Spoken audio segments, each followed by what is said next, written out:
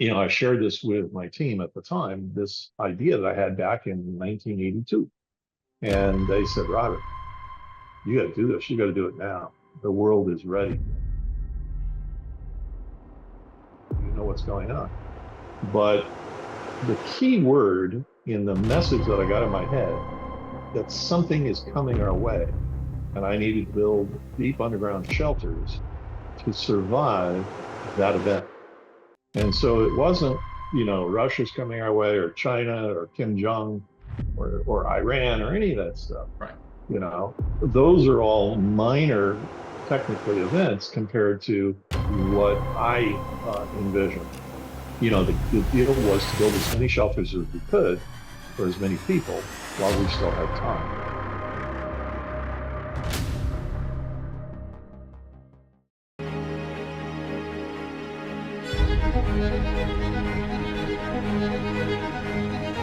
The Vivos Project is headed by Robert Vicino, and I want to make sure I pronounce that correct. Is that right? Yep. Wonderful. An entrepreneur with a global history of success in manufacturing, marketing, and real estate development. In 1980, Robert was inspired to build a shelter for 1,000 people deep underground to protect us from a coming extinction event. That was 4 decades ago, but it was so vivid and compelling that he dropped everything and started looking for an underground cave or abandoned mine that could be hardened to create a shelter of massive proportions to save as many people as he could. Robert was not very religious at the time and had no other motivation or cause to be alarmed, just a very strong inspiration that he believes was from God. In his young 20s, Robert was already very successful with nearly 100 employees. What he quickly learned was that the world wasn't ready to hear or consider this doomsday scenario or concern. That was true until 2008 when he mentioned it once again to a small group of friends. Their reaction was, it is time, the world is on the verge and people are ready. In 2008, the Vivos Project was officially launched as a privately funded venture to provide a life assurance shelter solution for as many people as possible in the face of virtually any catastrophe. Now, with the conviction that was his true mission, clearly inspired, either fortunately or unfortunately, because he had the unique skill set to get it done. What a huge responsibility, sticking his neck out for ridicule and investing years of his life in savings to save others. He now accepts that responsibility with great humility and gratitude that he can, together with a team of experts in engineering, architecture, construction, medicine, psychology, healthcare, nutrition, law, the Constitution, finance, management, logistics, manufacturing, security, and self-defense, each dedicated to bring the Vivos network to reality around the world. Vivos is now a global network of underground communities able to accommodate more than 10,000 people to safely and securely ride out virtually any catastrophe. Vivos is now the largest private shelter network where average people can secure a life assurance solution for themselves and their families. Robert, thank you so much for joining Cameron Brown Show today. Hey, my pleasure. As we were kind of talking about before, I am really interested in kind of diving into your background, your journey, your story. I know we've got a lot of it here. And I was looking at before, though, you started off your journey in a very entrepreneurial manner. So if you wouldn't mind, in your early 20s, can you kind of talk to those early businesses that you started and formed that that then progressed into now what is Terra Vivos? But what were you doing originally? Well, first of all, I never worked for anybody except for what I was a stock boy at 17 in a local little department store and in the shoe department. And I don't know how and why, but I got fired. So through college, I worked in a sign shop, reading a lot of lacquer thinner. So before the masks were common. So I don't know, maybe that's what caused my brain to be the way it is. And then as soon as I got out of school, I started a company putting advertising on Volkswagens, the big vinyl, decals.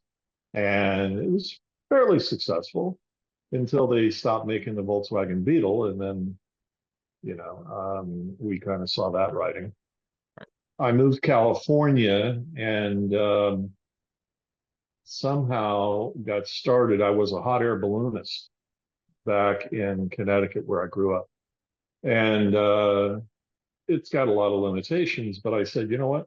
There's a market for that, for inflatable replicas of things. So I started a company called Robert Keith, which is my first and middle. and started making, and I really pioneered the inflatable industry, those big beer cans you see around, and copper tone bottles, and just about every consumer product that you see on beaches, volleyball courts, racetracks, all that stuff. I started that and got about 18 patents in the field and built it up to, I don't know, more than 100 people and 200 of the Fortune 500 as customers. To kind of give it a quantum push, I realized or heard that King Kong was having his 50th celluloid birthday in April of 1983. So I said, "Oh, there's an opportunity. Let's make a giant King Kong and put him on top of the Empire State Building." So we did it. He was 90 feet tall. We had troubles. The winds they had a major blizzard go through, and we were stalled a little bit. And anyways, the press conference I had in the base of the Empire State Building on the day it was supposed to be up, April 3rd, I had about 200 microphones from all over the world. And at that time, Harry Helmsley, who was bigger than Trump in New York, was the owner of the Empire State Building. And so after that, went up back up to the roof to try and resolve the problems. And, it's pretty hard to overcome the wind. So we had to strap them to the spire and wait it out. And I remember I was on Good Morning America that day with Harry Helmsley, who was getting very old, and Joan London, who was a host at that time. And, she asked, are you going to get it up? I said, yeah, we've only just begun. It's taken 50 years to get this far. I think, another day or two and ride out this storm, and you're going to see a King Kong up there. And Harry looked at me and he said, "Are you going to do this?" And I said, "Absolutely, sir." So we did. And shortly thereafter, I sold out of that business because I saw a lot of garage operators coming out as competition. And, you can't sue or go after somebody if they're operating out of their garage, they just go to another garage and start over. So, I got out at the right time, got into real estate development and above ground real estate, and did a lot of vacation homes with a twist, which, we don't have to get into.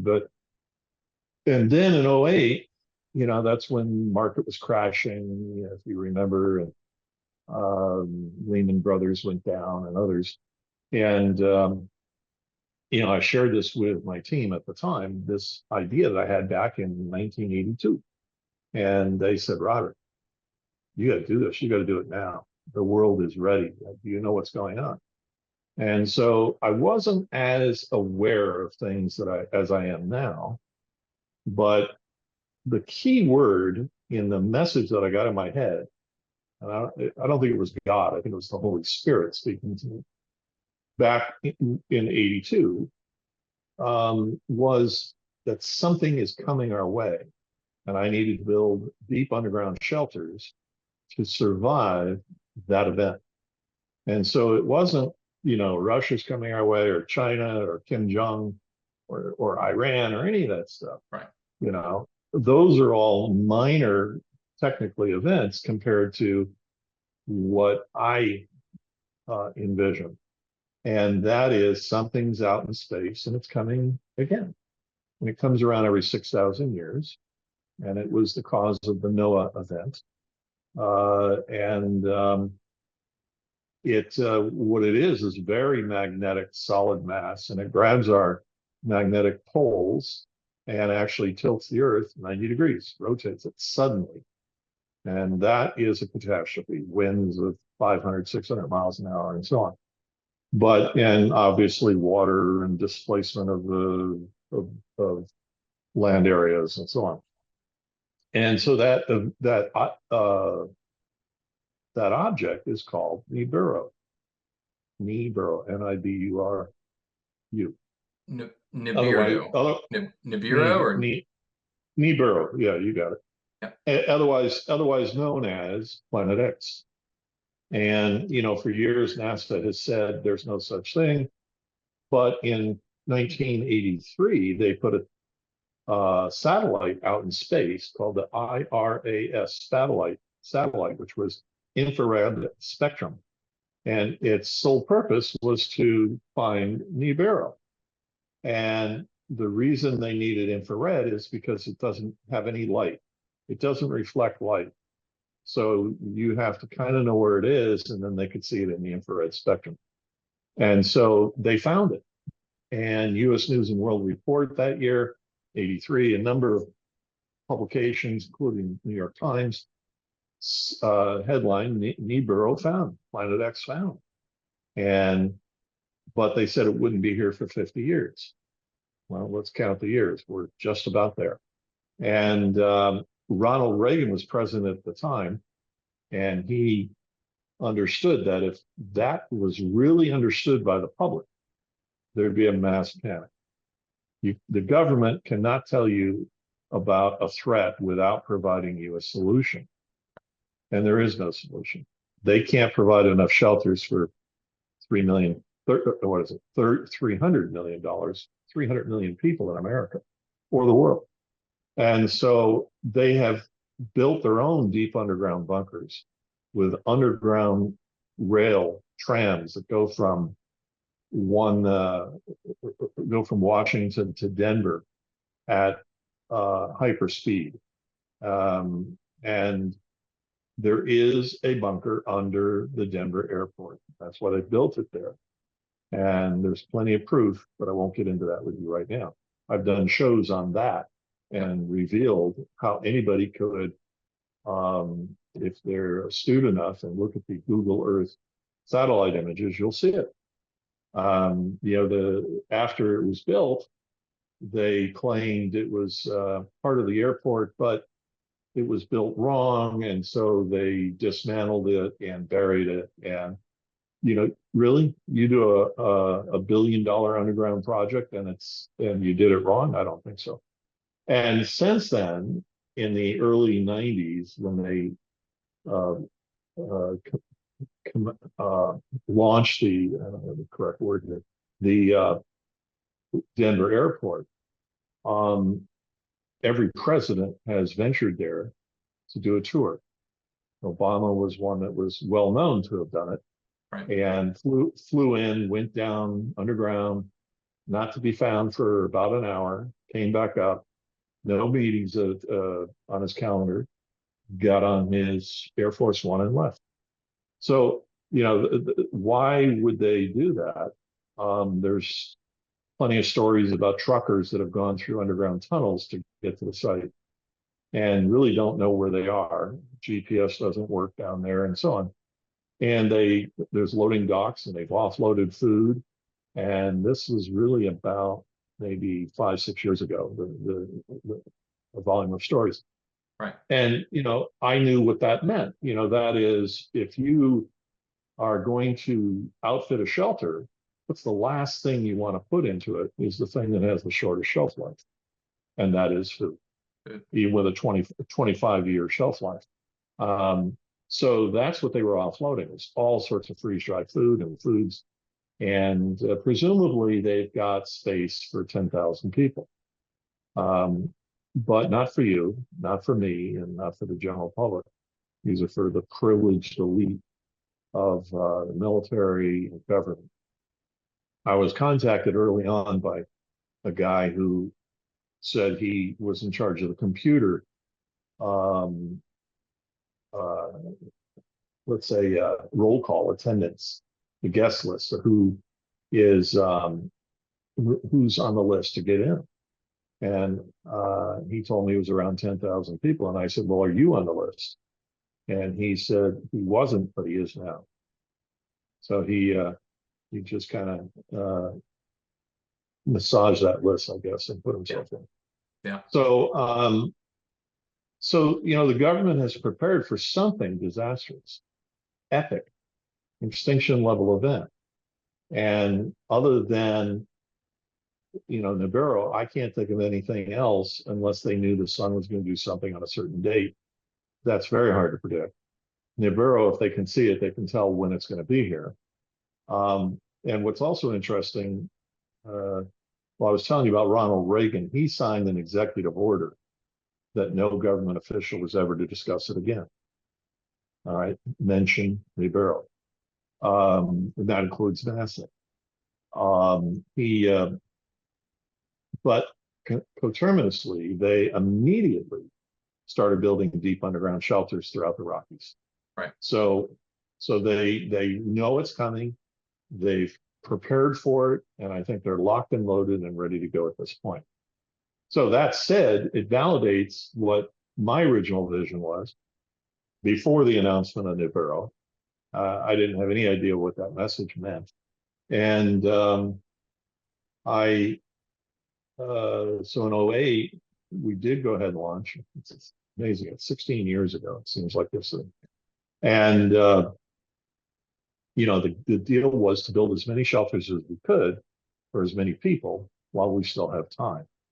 And what I've found is it's actually easier for us and more productive to buy existing underground nuclear facilities that do exist throughout America, Switzerland. We're doing one over there now, getting started on it, built by the Swiss Army. We go in, retrofit it, outfit it, stock it, do everything that's needed so that when it's activated, people just show up. And we have different programs like you can, in some cases, you co-own the corporation that owns the shelter. That's what we do in Indiana. In South Dakota, I bought a former military base called Fort Igloo. That was built during World War II. Amazingly, in about a year, that had 5,000 workers, and 5,000 workers, and the replacement cost is estimated at over $1 billion with a B. It's 3/4 the size of Manhattan. We have a hill that goes up about 300-400 feet above the rest of the area. And we go up to the top of the hill and you can see the whole site. And the bunkers at the furthest end, about 4 miles away, are just stacks. So it is mammoth. And, I've had a lot of media there. A CBS reporter said he had no idea. He's seen all the pictures, the videos, but until he actually got there, he couldn't believe what he was seeing. And that's been common with everybody else. Actually, right now, we're working on a television show. We're in the contract phases, which will be, I can't tell you the theme, but it's going to be very interesting, based on Vivos Export. So, we get media. At one point, I searched my name a couple of years ago on Google. I got 25 million hits. I couldn't believe it. So, as the media goes up and the stories, right. So do the mentions. So, we're out there and almost urban legend at this point, which is, is fine. I've never paid for advertising, never done any PR, nothing. So the media just has one story begets another. We were in the Wall Street Journal last week, or a week and a half ago, and a nice story. But we have believers and naysayers. But the truth is, even the naysayers, when this stuff begins to happen, are going to all be believers, and they're going to wish they had made preparations. And I don't mean a 3-day bug out bag, with no place to bug out to, right? And I don't mean your basement, but a real shelter survival solution, with concrete that's 1 foot to 2 foot thick, with rebar that's 2 inches in diameter, and so on, with HEPA filters, HEGA filters to scrub any nuclear or biological particles out, with power generation, fully autonomous from the grid, with water source in South Dakota. It's we have a well that the Army drilled that would cost you $1 million today. It's 4,200 feet deep, almost a mile down. It's into the aquifer. The water comes out at about 110 degrees. It's warm, like a hot jacuzzi. Yeah. And we pump it up to a cistern of 250,000 gallons, the highest point on the property, and then underground. And from there, it's all gravity fed, but we do have some booster pumps and so on. So this place, effectively, I'm building a city. And at first everybody, said he'll never pull it off.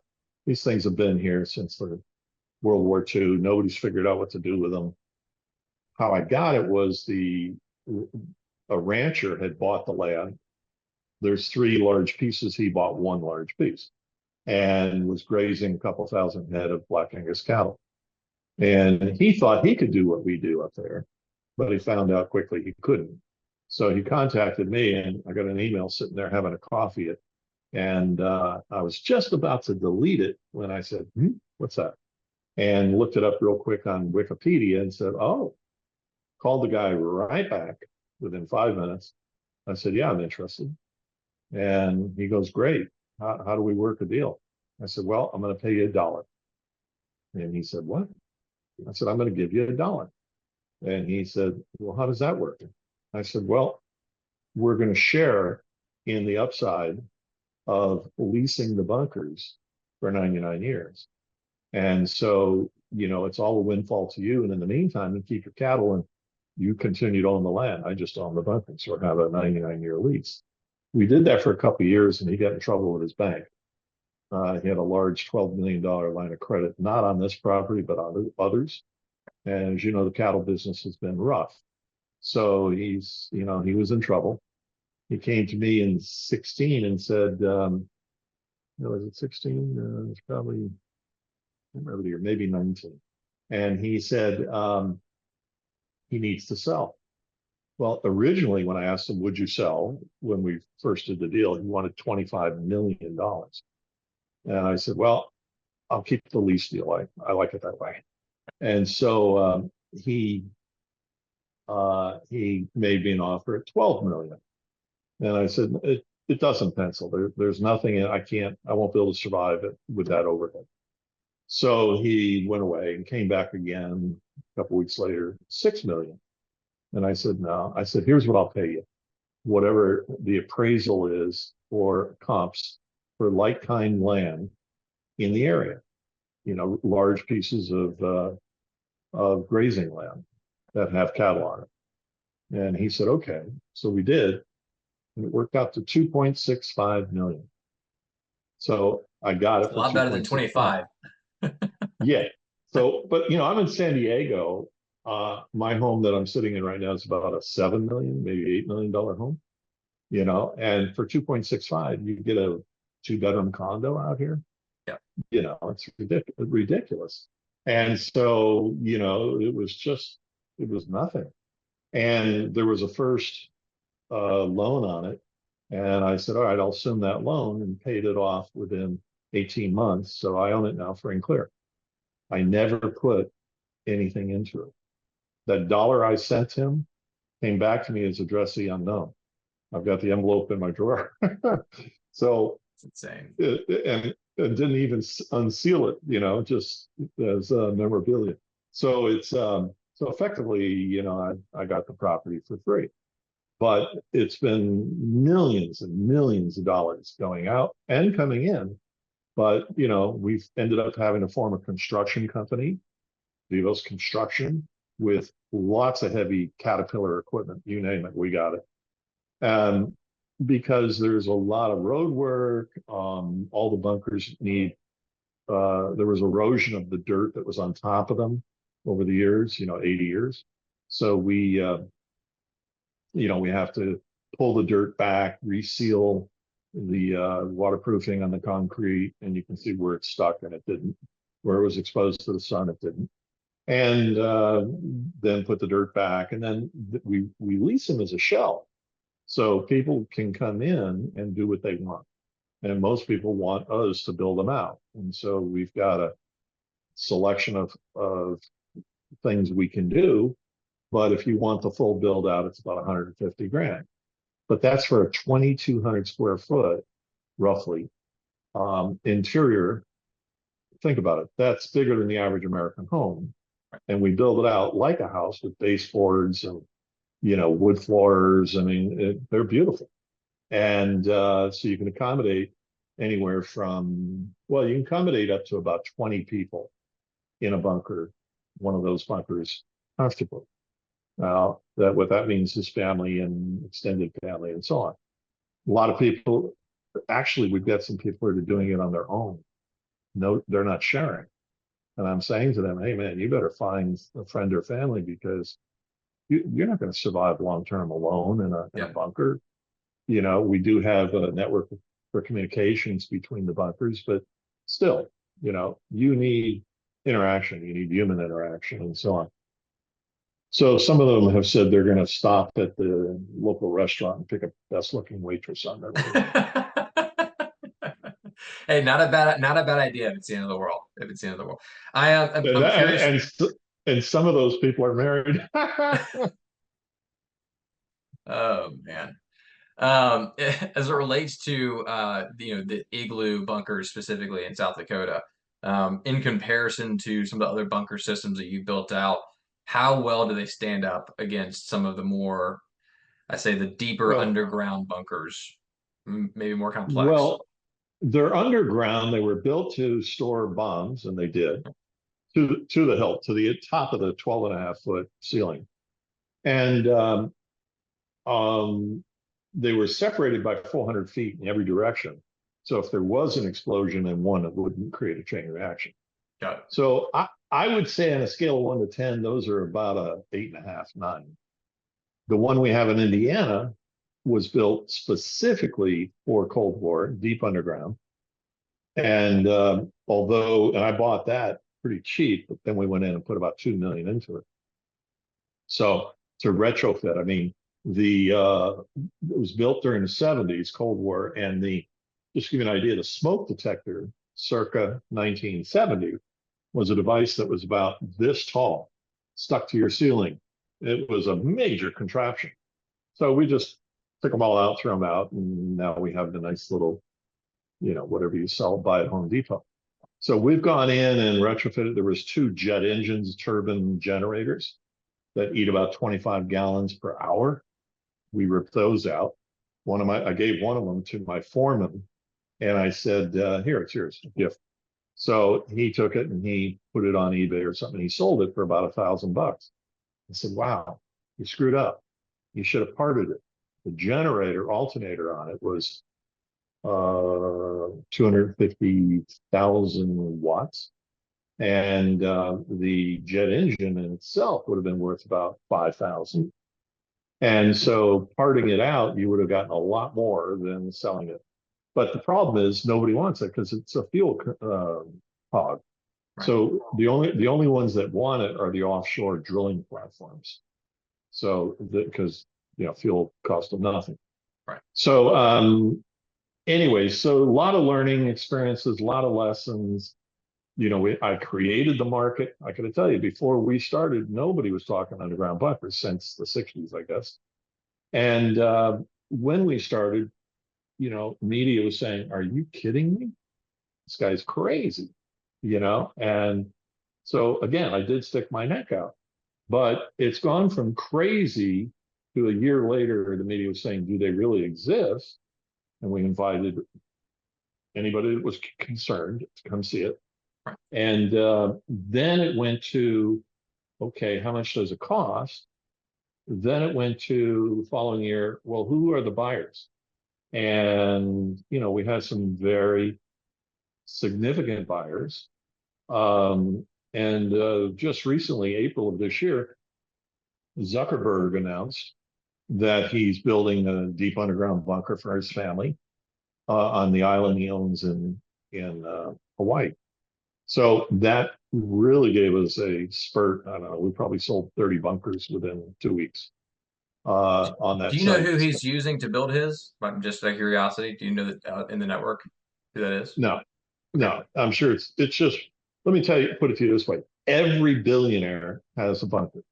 Right. All right. They're just not going to tell you. I sat across this desk to the former head of security for Bill Gates. You know, he had inquired. I said, well, let's get together. So we did. And I said to him, does he? And he said, yes, he does. And I said, where? He said, every single property he owns. So they're building them, but they're not going to tell you that. That, you know, these are all very top secret and private and with high security. You're not going to get in. You're not going to break in, just like you're not going to break into X Point or, you know, Indiana, for example. You just won't. With that, we've got plenty of security measures. We have military people, retired and active duty. Our head of security in Indiana is a retired colonel, Army. He flew at Sikorsky's during the Iraq War. They offered him a star to stay in, a general, and he said, "No, he wanted out." So he's in charge, along with some of his co or people that were underneath him in Iraq, serving underneath him, along with some active duty police. So we're well covered by them at all our sites, and we specifically look for military or high security experience, because a shelter that you can't secure, like in your backyard, isn't going to survive. You could have the best shelter in the world, but if somebody's able to open that door or do something to get you out, you're not going to survive. The movie The Road kind of portrayed that, where he stumbled across a bunker with his daughter, and then somebody else stumbled across him, and so he had to vacate. And so, you need security to defend, but you also need a worthy shelter, and that will stand up to these forces. Now, will we withstand a direct nuclear hit? No, just about nothing will. You have a crater, but what are the odds? Who's going to lob one into southwest South Dakota? There's nothing strategic there. We're no longer an active base of any kind. Anybody who has a nuke to play with or shoot, they know it. And so they're going to go after high value targets. We're not. The second thing is I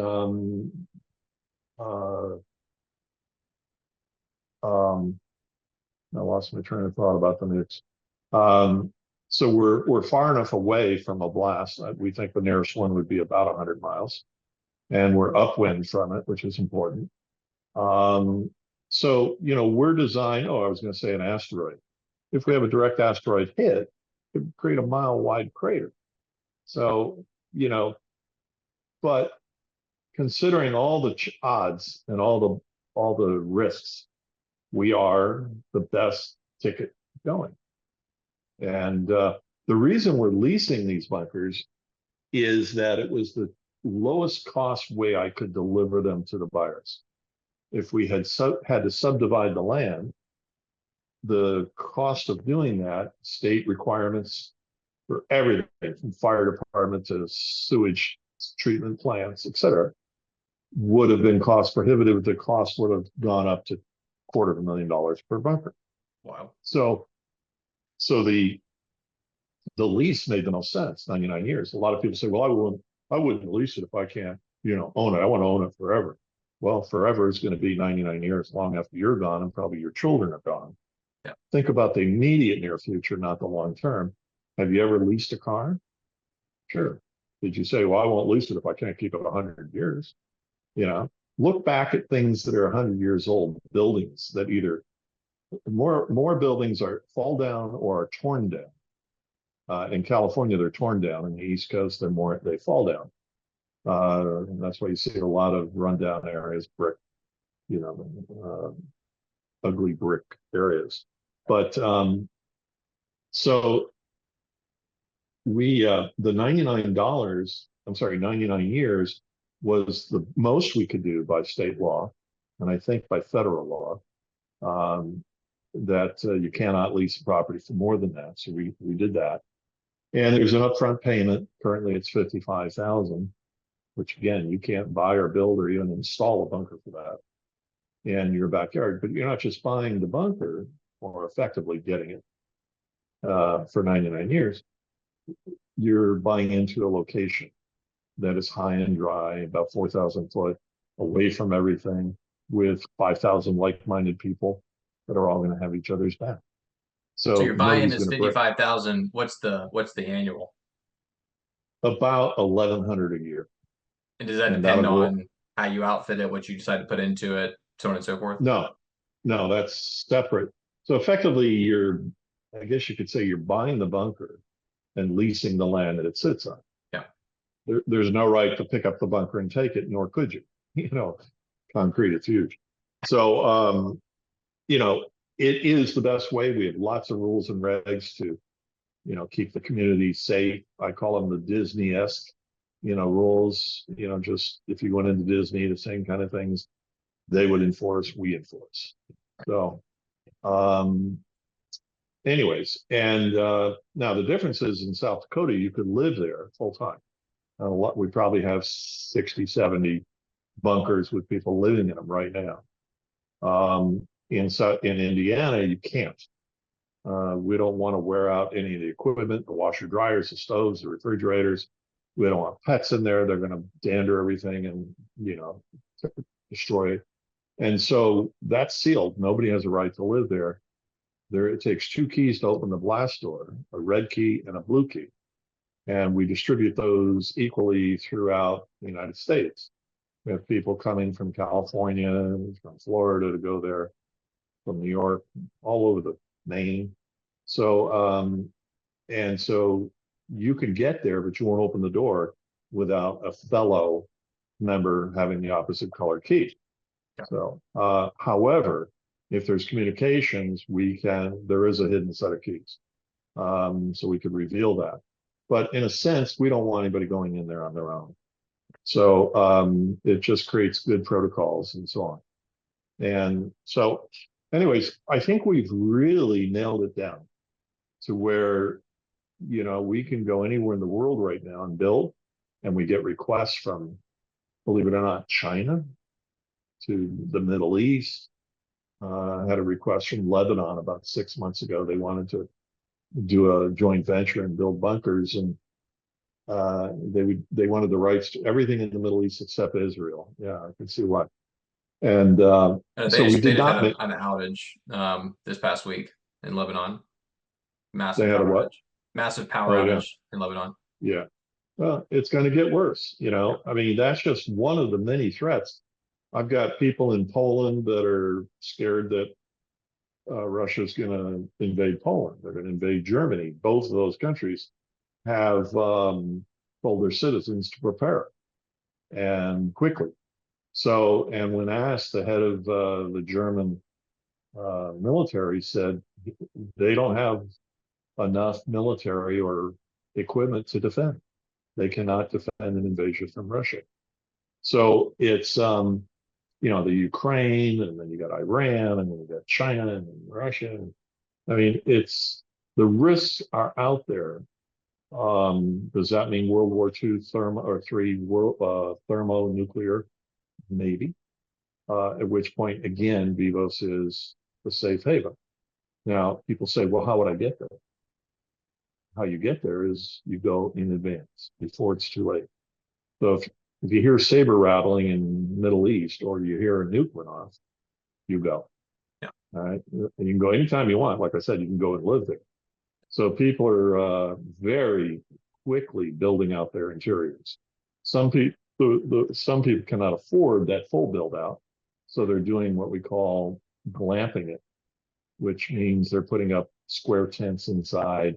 Each one's a separate bedroom, compost toilets, kitchen, all portable plug-in, furniture, throw rugs, things like that. And for that, we can calculate, you can do that for about 10 grand. So it's not that much. Maybe as high as 20, depending on the generator that you acquire. So, it takes all types, and we don't dictate what you do on the inside. That's up to you. We'll help you. Even if you're glamping, we'll show you how to do it, what you got to do. We'll show you how to properly glamp. So you mentioned hydroponics and aeroponics, I believe, in a video that I watched of you in 2021. Is that system specifically is something I actually did in college, and so I'm super intrigued by that piece. Is that just in Indiana, or is that in the vast majority of the bunkers that you're building out around the world? Well, first of all, now that I know that you're hired, okay. Um, But I handle more of the business side of things, frankly. I do understand yeah, how it works, but I'm not sure that you'd want me to be your botanist underground. If I'm being no. completely So honest. so we have it's only in Indiana. People in their own bunkers in South Dakota, or some have hydroponics.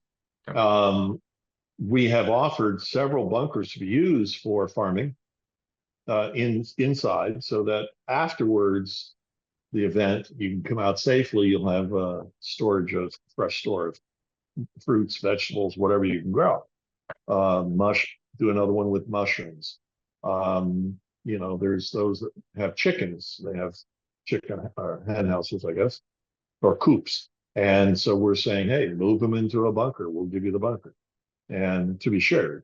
And we have others that, want horses. And of course, there's about 2,000 head of Black Angus cattle, grass fed, really nice stuff.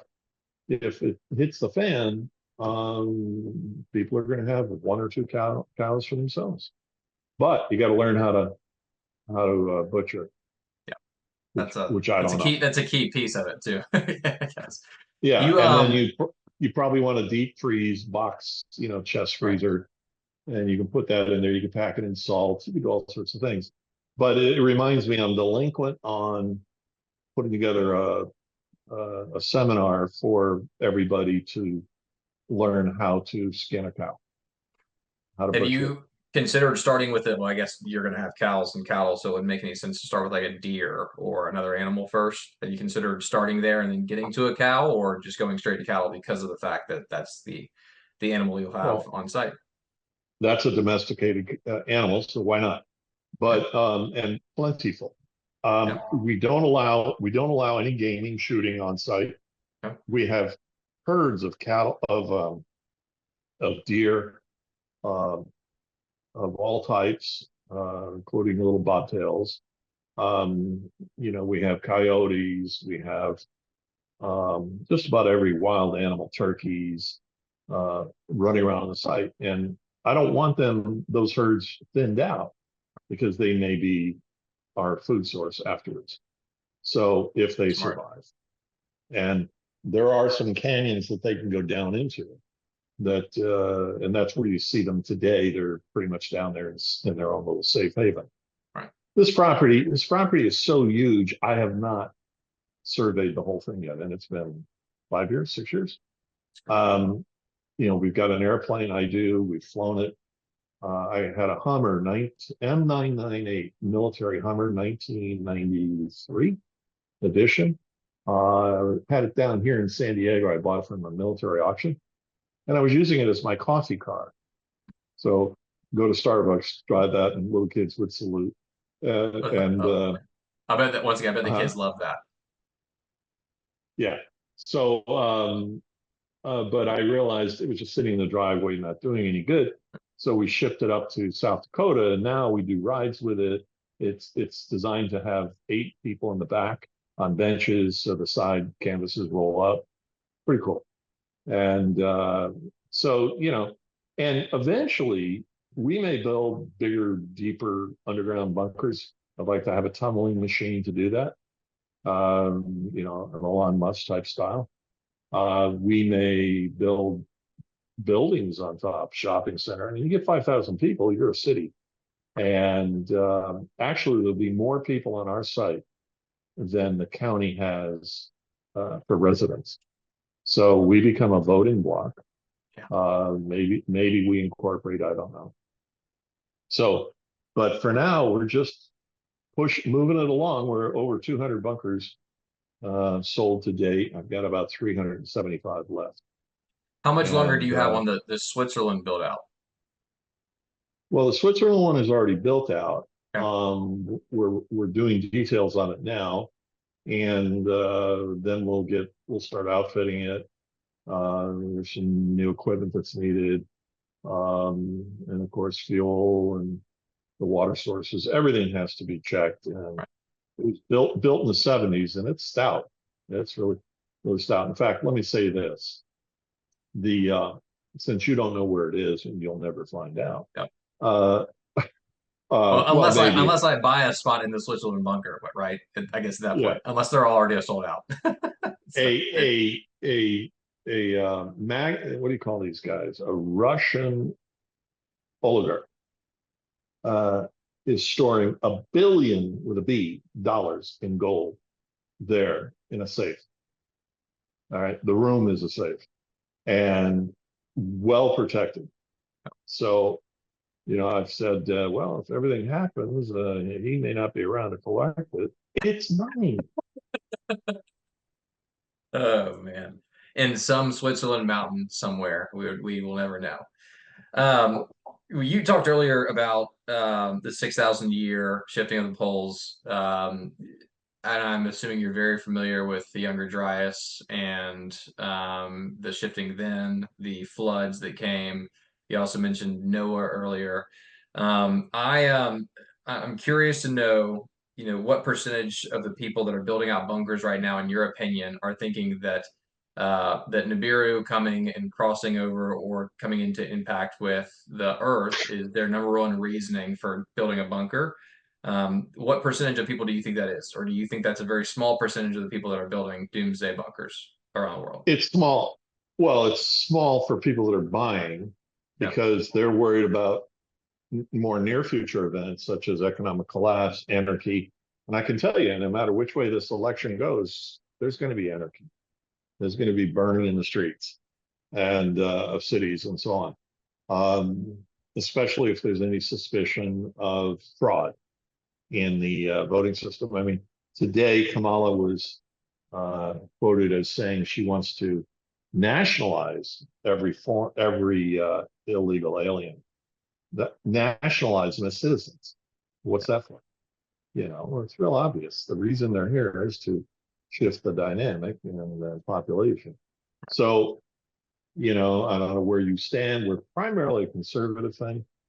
Um, you know, and I heard a really good statement made by, I can't remember his name, Glenn Beck, that the people who survived 9/11 were the ones that took responsibility for their own lives, got down those stairs as fast as they could, and got out. Those, let's call them the conservatives. Though others that always want some government authority to tell them what to do, listen to the security guard, who said, everything's fine, go back to your desks. And they went back up to some floors. So we all know how that ended. And so, the people we attract are those that do feel a sense of responsibility for themselves and their family. We have a lot of seniors that are buying for their children and their grandchildren. And and some very well-known people.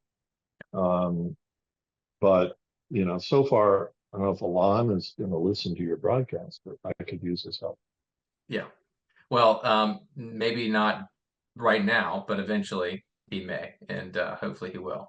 I'll kind of ask this as a follow-up to that question.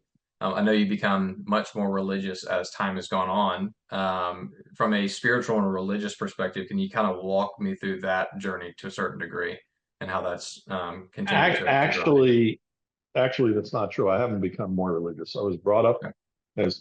as a Catholic, Okay.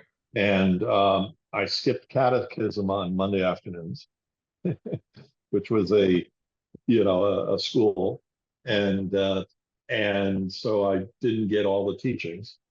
When I turned 21, I remember telling friends, I will go to the church, synagogue, mosque, whatever, when God comes down or Jesus comes down and stands on the doorstep or on the at the front door and says, "This is the one. This is the one that got it right." Because there's thousands of religions, and they all have different opinions, and they all can't be right, because they're contrasting opinions. And so I've not subscribed to religion. I think it's divisive, but I am a real big believer, but I always was. So I've always been a big believer in God and Jesus and the Holy Spirit, this. And, we have, and my wife is, and our whole family. So we're more spiritual than we are religious. And, what religion does, in my mind, is it just keeps you attuned if you need it. Most religions, they really, well, I don't want to put them down, but there's a lot of karma, dogma, and so on. Mostly dogma. And so, in fact, I went to a Catholic school connected to a Catholic church locally when my son was growing up to consider putting him in that school. And I couldn't believe the dogma and how nasty these women were. I mean, you hear some bad things about, they'll spank you, they'll smack your hands with a paddle. So I'm very, very spiritual, all right, and open to everything in this universe now. So, I have a lot of beliefs, some I won't share, but, overall, I think I'm doing what God meant me to do. When I started at 25 or whenever I got that message, I wasn't prepared to do this. I was very successful, Rolls Royce, house on the beach in La Jolla, boat, etc., and large business. And for the time, I mean, mid 20s and in those days, making millions, But I didn't have any affinity with any of this or knowledge. So I thought about it, I tucked it away, and every 5 years I'd think about it again. And when I mentioned it to people, it queered a lot of deals.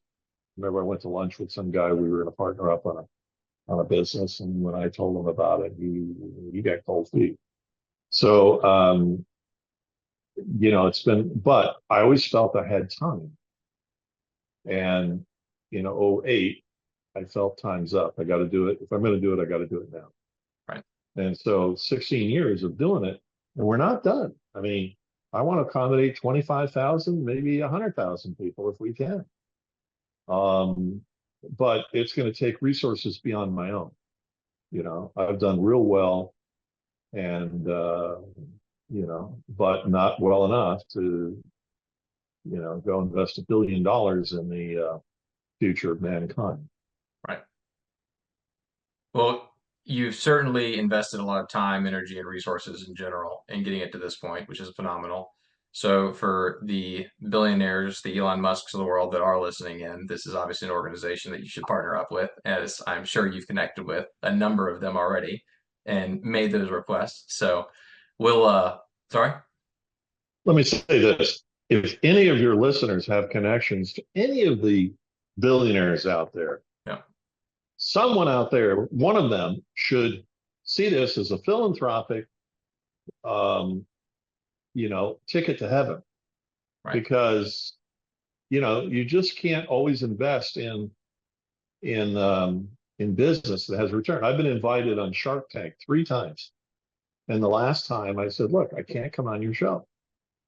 And he said, I understand. I said, because I can't go on and say, oh, this is so profitable and the return is going to be here. And, can't do that. I said, however, if you want to do, and I recommend you do a show once every 6 months or whatever, for the sharks to consider philanthropy, where they're making a donation to something that's a really good cause with no expectation of return. All right. Then I'm interested. And I said, I think that would make a very good show too. And he says, yeah, you're right. So I've yet to see it happen, but What is it? What does it look like for somebody that may not have the money but is looking to get involved in the organization, right, and support the growth, maybe as an employee or just some other form of asset? What are you looking for in that regard? all right. We have a shortage of construction workers. Okay.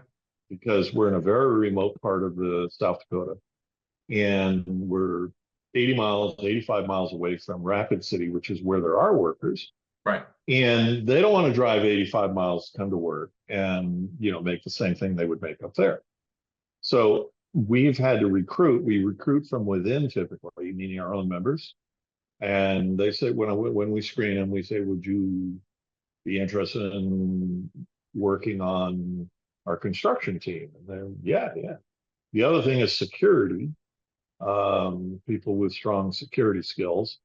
But primarily, I think our shortage right now is construction. I think we're looking for additional site management. Yeah. Somebody would have to live there. And all of these things will help offset the cost of their investment. We don't give away a free shelter, and we prefer to hire within because they're already bonded to the site.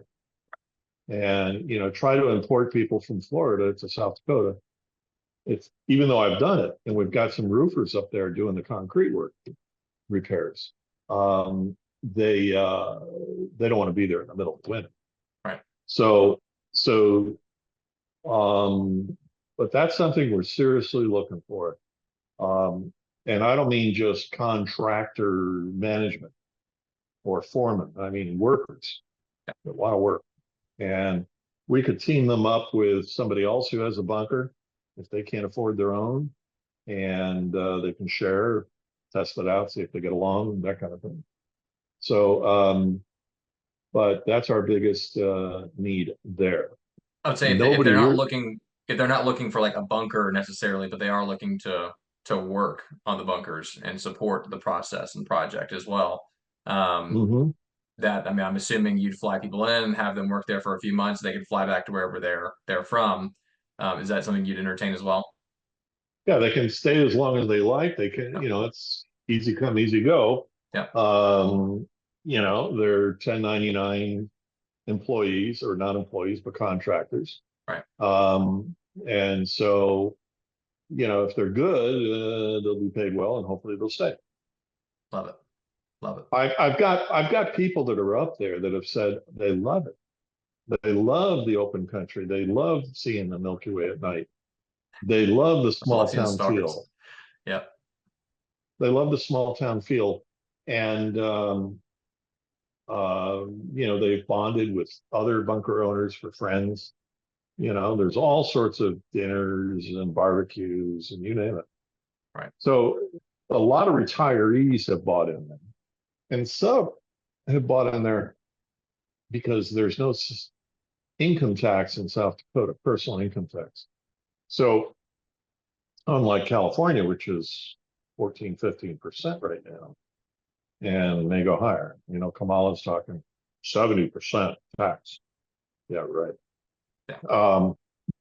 But there are people that want to shelter that, and so they're making that their primary home, and they file their return these through South Dakota, and they at least eliminate that. It doesn't affect federal taxes, but anyways. So there's all sorts of reasons. We have others that have, they bought two. Some people have bought three bunkers. In fact, right now, I think we got a guy that wants four side by side. So some people have bought it as an investment. They realize it's going to go up. I may do another price increase shortly because we're running out of the 80 footers. And so based on supply and demand, you go up. Eventually there'll be 100,000. At the moment of truth, who knows? I've had people say on Indiana, well, I'll just show up at the moment of truth with my Black American Express card. Right. And I've said to them, really? First of all, you don't know where the door is. And secondly, we don't take American Express. So unless you got a truck of gold, good luck to you. Yeah, absolutely. Well, just to kind of go back real quick to the religious and spiritual side of things, I know you shared that you don't really care to maybe share all of your spiritual beliefs necessarily, but I am really curious to kind of dive into the whole Nibiru side of things just real quick. A lot of the videos online talk about Nibiru being the home of the Anunnaki, right? And kind of diving deeper into that topic, I'm really just kind of curious to know what your thoughts are on the Anunnaki and maybe some of your beliefs around that civilization as a whole as it relates to maybe the beginning of humanity. This may be a completely different podcast episode altogether. It may just be another conversation to have offline. but I'd love to kind of Okay. just know your No. thoughts on that front. All right. I do believe in Nibiru that it has been here before. It's on a very long elliptical orbit. Yeah. It is the nemesis to our own sun. It just never ignited. So it's magnetic and it's infrared is the only way you can see it. And from what I understand, every 6,000 years it comes around and it's due now. And, I knew Zachariah Sitchin, who wrote the book about Planet X, and he was a great researcher, Russian author. And, he said all of this is going to happen. And he had all the knowledge and so on. But I saw an interesting show recently that said the reason we see so many artifacts in stone is that stone lasts forever. If our society today were to all die off, in 100 years, you won't find anything to maybe some of the buildings, but eventually they'll be gone. All the computer stuff will be gone. It'll just turn to dust. Paper, books, all of that will just turn to dust. And, we no longer carve in stone. So, it's said that who's to say the Anunnaki were the first here? There could have been sophisticated, intelligent societies on Earth for 1,000,000 years. And just because we don't see the signs of them, because we can't, it's already gone. So, but I do believe they're out there. And I do believe they're currently among us. And you could say, that's crazy. No, there's plenty of evidence, you know. Well, Um, I was just saying, hopefully, though, hopefully, if there's aliens on Earth watching us, they're not woke. let's let's hope not. Let's hope not. Well, I appreciate you sharing that perspective, and I also oftentimes in talking about these kinds of topics, especially be it that I live in the Bible Belt, can be very difficult to do, and typically get a lot of pushback for having these conversations about things that maybe fall outside the line of Where are you? Christianity. Charleston, South Carolina. Yeah. So I have almost all of our members have told me that they've lost friends over the last few years because they can't talk to them anymore. There's a division. If they're liberal, you cannot talk to them about conservative point of view, or vice versa. They don't want to hear it. And I had a guy who grew up in Stamford, Greenwich, Connecticut, and he told me just a week ago he was there visiting some of his old high school buddies that he lost about 4 or 5 friends on that visit. So talk about polarization. See, and that's what's going to lead us to anarchy, chaos, and maybe civil war. Well, So you could say this isn't going to happen. The government's going to protect us. No, they're not. So if you cherish your children, you want to give them a break or the opportunity to hopefully come out the other side. Our slogan is the backup plan for humanity, and it truly is. So, Vivos is good. What we're doing um, is very sincere, meaningful, uh, spiritual, and so on. It's not that commercial. I'm not making a ton of money on this. If I was, I'd be charging a lot more money, you know. But I've got the inventory. I could do that. But that's not my goal. My goal is to build as many shelters as possible while we still can. Well, Robert, I first and foremost, I appreciate your time tonight, and sharing your story and also telling us more about Vivos. One of my main goals with this is to provide people with a unique perspective, a unique point of view that they may not have considered before or previously. And I think we've hopefully accomplished that tonight, providing your background and all that you believe in that frankly guides you to this mission or on this mission to build out Vivos and continue to expanding it. So hopefully as a result of this show, I can connect you with individuals that will be really, really helpful in continuing to grow Vivos, and to continue to grow the organization as a whole. Because I agree. I think there's definitely a need for protection and security for what I would consider to be the common man, where it seems like every billionaire is building out their bunker.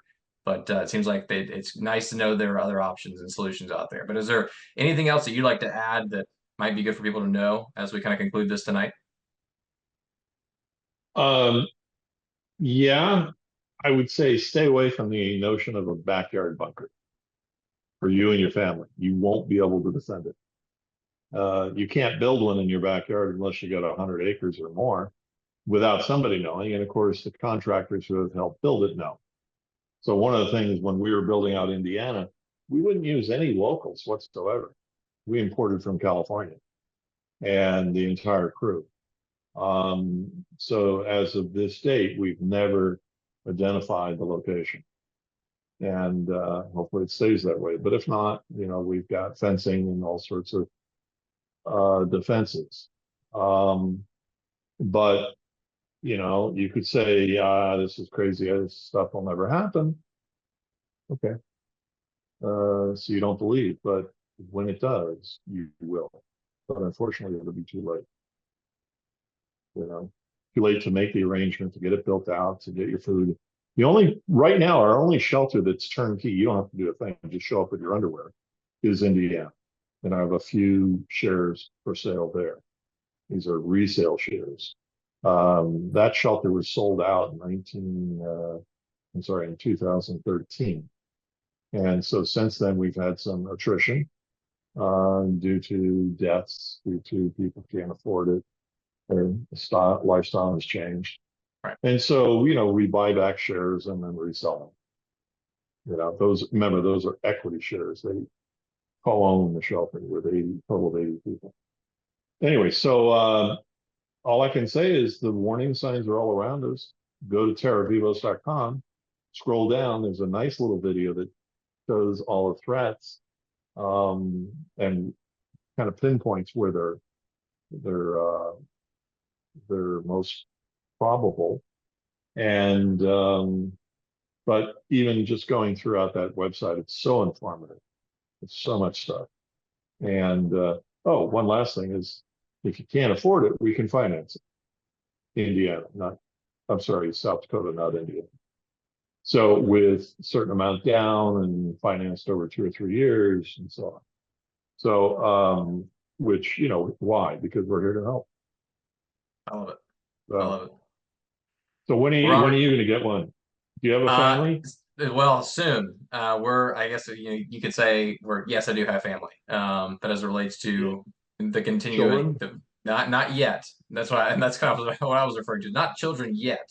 But Wait, hopefully in the very, You have a significant other? I do. Well, I have a girlfriend, yes, but Oh, so you blew my joke. If you said yes, I would have said, "Oh, really? What's his name?" I was waiting for it. I kind of had to throw you off there. I knew it was coming. You did. Yeah, I had some guy about a week ago say to me he married his high school sweetheart, and I said, "Really? What's his name?"